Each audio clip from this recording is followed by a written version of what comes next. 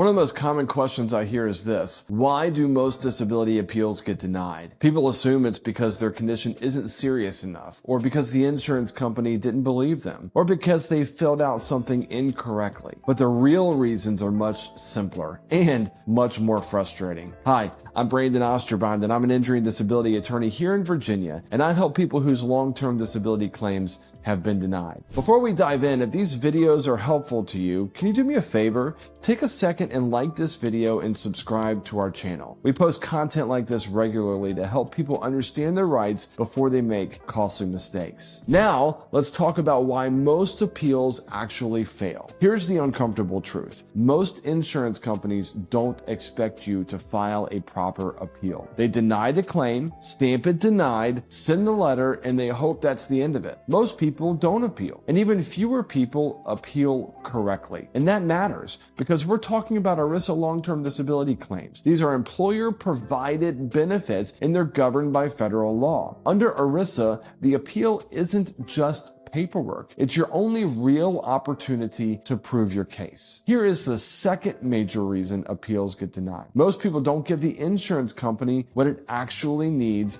to approve the claim. They send medical records, stacks of them, but they never connect the dots. To win a disability appeal, you have to clearly answer three questions. First, what is your disabling condition? Second, what symptoms does that condition cause? And third, how do those symptoms prevent you from performing the main duties of your job? That third question is where most claims fall apart. Every disability policy has a definition of disabled, and while the wording varies, almost all policies ask the same thing. Can you perform the main duties of your own occupation? Medical records alone don't answer that. Doctors document diagnoses. They don't document job duties. They don't explain how symptoms affect concentration, stamina, reliability, or pace. And the insurance company's not going to make that leap for you. You have to build that bridge. That means providing more than records. Often that includes a detailed affidavit from you, describing your condition, describing your symptoms, and explaining how those symptoms interfere with your ability to work. And then, critically, a doctor's narrative report or an attending physician statement that directly ties your symptoms to your inability to perform the main duties of your job. This isn't optional. This is what substantiates your claim. Now, let's talk briefly about job duties. The main duties of your occupation are the duties that are essential, the ones that can't simply be fixed by a small accommodation. For example, if noise affects your ability to concentrate, could your job be done in a quiet office? If the answer is yes, then the insurance company may argue that you're not disabled. If the answer is no, if reasonable accommodations don't solve the problem, then your case becomes much stronger. And those distinctions matter, and they must be clearly explained in your appeal.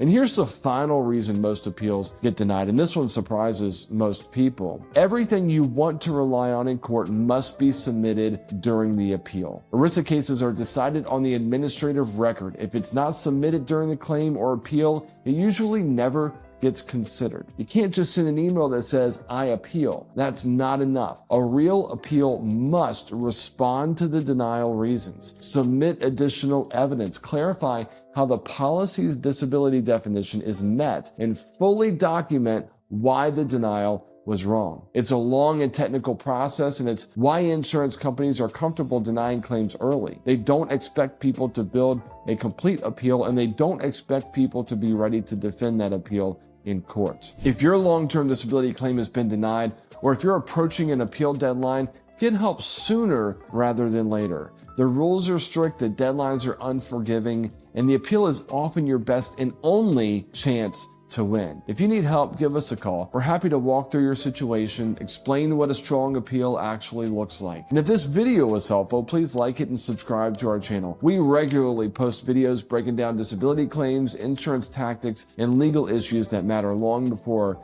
you ever talk to a lawyer. And before you go, make sure to watch our next video in this series where I explain why sending just medical records is rarely enough to win a disability claim.